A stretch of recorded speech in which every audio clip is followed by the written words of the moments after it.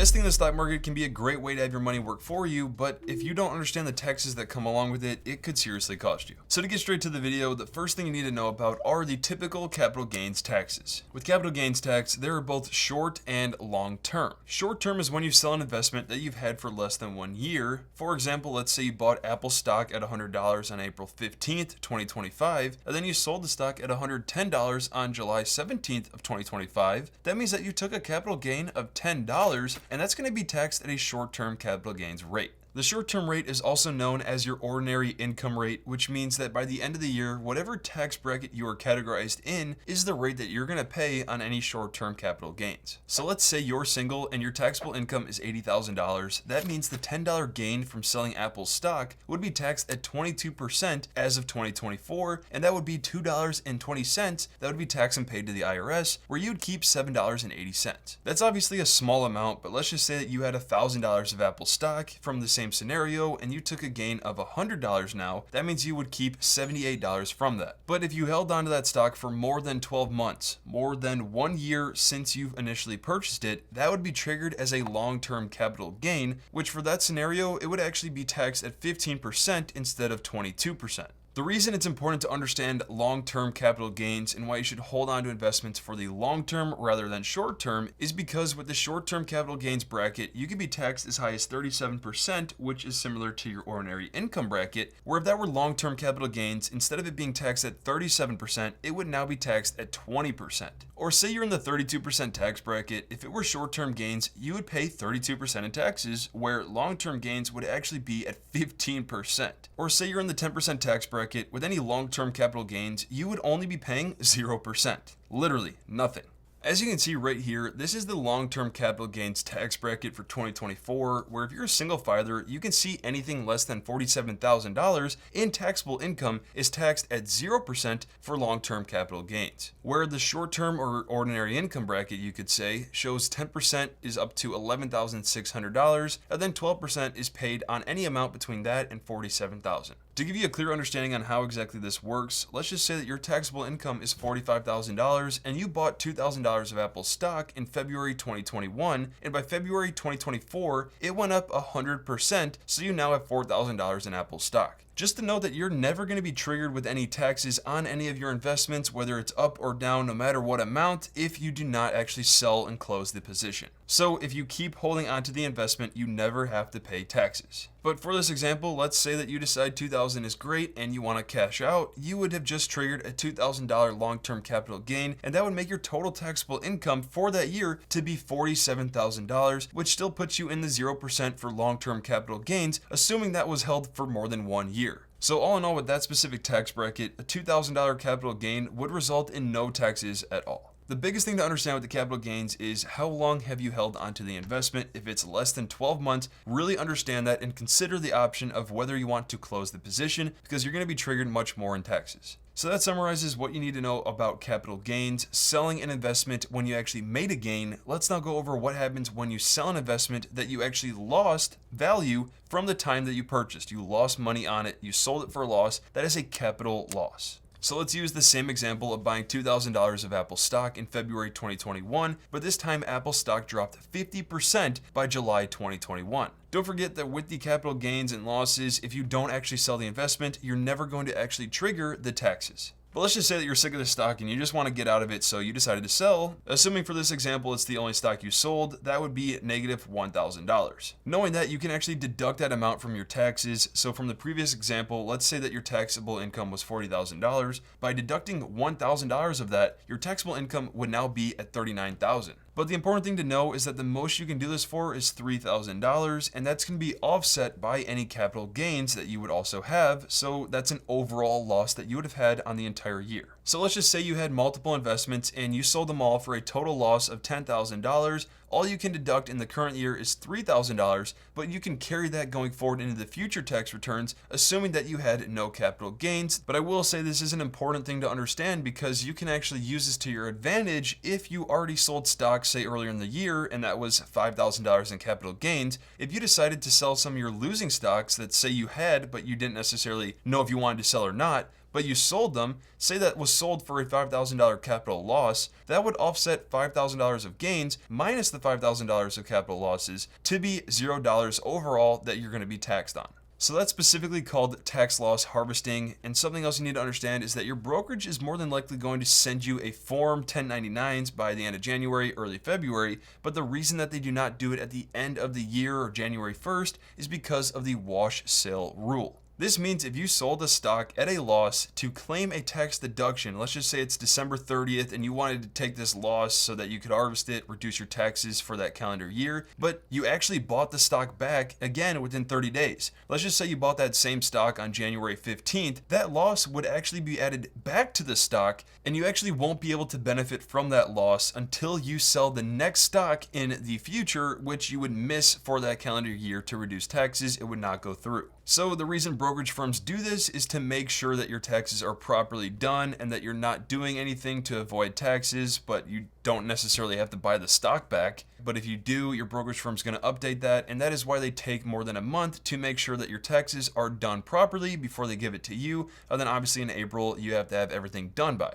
So knowing that, here's just a quick breakdown of the forms that you're going to be getting from your brokerage firm, depending on the type of income and capital gain that you're going to be getting, with the first one being a 1099-B, which states how much money or loss you have from the stock market that year. But there are also different ways that you can earn income through the stock market, and that would be through the form 1099-DIV, which states how much dividend income you earned that year in the account. Then you can also get interest income, which would be a 1099-INT form that states how much interest income you earned that year. So now that you understand capital gains and losses, and while I'm already mentioning the income, let's go over taxes on investment income. So the two main types of investment income are from dividends and interest, where dividends are a payment companies provide to its shareholders to thank them for owning their stock. For example, let's say you have $1,000 worth of Home Depot stock and they pay out a 3% dividend yield. That means after a full year, you would have received roughly $30 in dividends. And the amount that you're going to pay taxes on for dividend income is going to depend on whether the investment is going to be qualified or non-qualified dividends. Qualified dividends are ones paid by U.S. corporations or qualified foreign companies,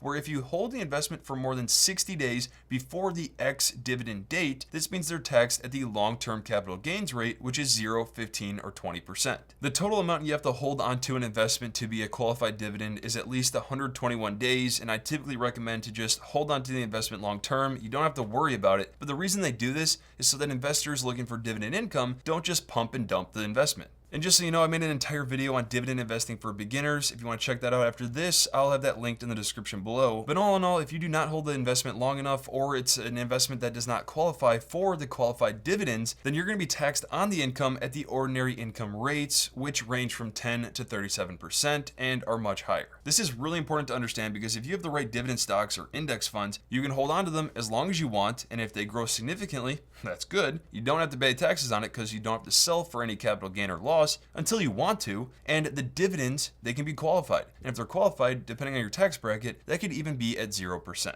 But just so you know that no matter what, you'll always have to pay the taxes on the actual dividends you earn, even if you reinvest the dividends back into the particular investment or you take them as actual income, you're gonna have to pay the taxes on the dividends no matter what. Just a future tip, if you're a high income earner or in the future you become one, anything that you earn over $200,000 with investment income is going to be taxed at an additional 3.8% that is known as the net investment income tax, NIIT.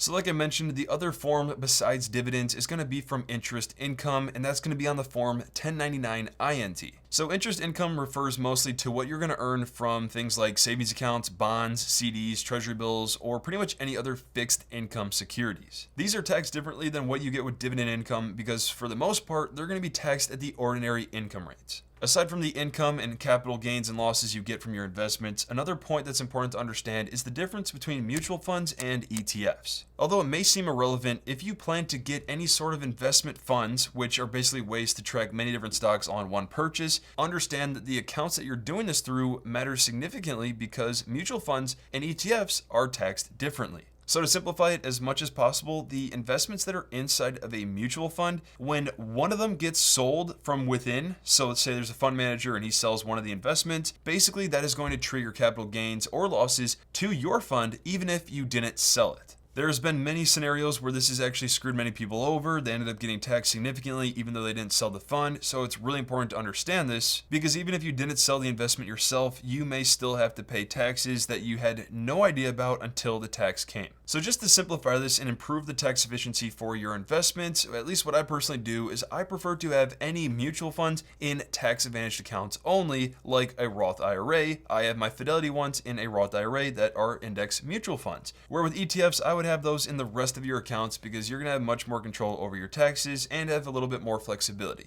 So speaking of the importance on that, let's now go over the different types of accounts that affect your taxes. This is really important because depending on how you prioritize your investments and what you know about the tax structures, you may be able to save from tens to even hundreds of thousands of dollars in taxes throughout the years. For example, everything mentioned so far in this video is for a typical regular brokerage account that has short-term and long-term capital gains. Short-term is going to be between 10 to 37%, and the long-term is going to be anywhere from 0 to 20%. So no matter what with these accounts, you have to pay taxes. So this is where it gets interesting if you start to learn about different accounts that you can invest your money to take advantage of tax advantages for your future, and some of them you can even use right now. The first one I'm going to mention is the Roth IRA, which is pretty much a way for you to pay taxes upfront on the money you contribute to never pay taxes again. With this account, you can invest however you want, you can change your investments however you want, and you're not going to get taxed on any of the amount throughout the years, no matter you change the positions or not, and you're also not going to be taxed on the back end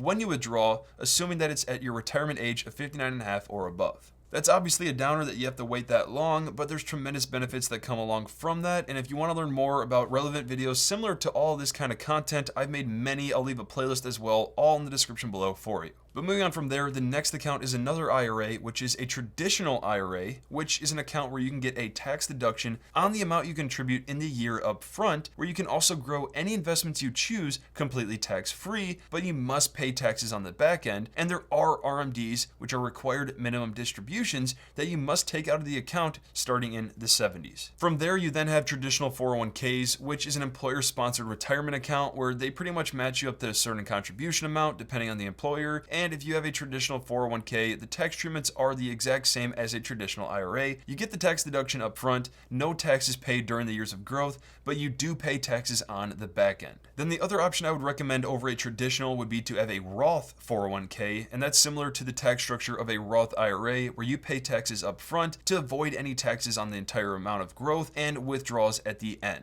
Another account that I've researched where many people don't take advantage of it, but if you can, I highly recommend that, and that is through an HSA. Now, an HSA is a health savings account, and I like to view it more as a health retirement investing account because with this account, you can invest however you want, and the best part is it has a triple tax advantage, meaning you get a tax deduction up front, tax-free growth, and tax-free withdrawals as long as the funds are used for qualified medical expenses, which is obviously a safe thing to have. Like I said, if you were interested to learn more about the stock market, I made many videos that I think could greatly benefit you. I'll have linked in the description below for you. And while you're at it, if you're interested to start investing, if you sign up on the platform Webull using the link I have in the description below, you can get over $60 worth of free stock when you make your first deposit of any amount. Besides that, I've also created free guides that I'll have linked in the description below, and if you're interested to see my portfolio, how I allocate my investments, or you need help building an investment portfolio, check out the links I have in the description below. And as always, don't forget to hit the like, subscribe, and notifications button for future content like this. Thank you.